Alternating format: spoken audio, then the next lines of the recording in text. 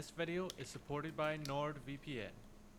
Starship prototype SN24 rolled out to the pad recently to begin its long journey of cryogenic testing and static fires in the hopes of becoming the first Starship to actually reach orbit.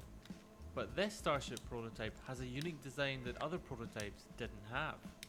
It's the first one to feature any kind of door in its cargo bay section, but it's not the kind of door that we all imagined and saw in the SpaceX renders. This tiny little opening is specifically for deploying SpaceX's next generation Starlink satellites, Starlink 2, which are much larger than the previous ones, and they aren't able to be launched on the Falcon 9. But the fact that SpaceX has already started working on this door is a sign that they really want or really need to get these Starlink sats into space as soon as possible. Usually when SpaceX first launches a rocket into orbit, they like to launch something strange or funny to use as a test payload. Satellite companies aren't going to put their super expensive satellites on a brand new rocket that hasn't been tested. So rocket companies usually use something heavy like a block of metal to act as a test payload.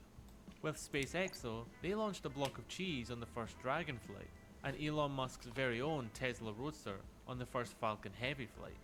But with Starship, it seems like they're not going to waste time with any of that, and they're just going to get straight down to business. This makes sense though, because unlike when they launched the Falcon 9 or the Falcon Heavy for the first time, they now have their own satellites to launch into space. And since it's their own satellites, it's not nearly as bad if something goes wrong.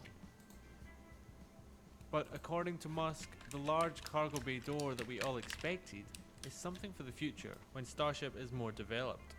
The solution for now is to create this Pez dispenser type system, which shoots Starlink sats out of a tiny opening in the side of the vehicle.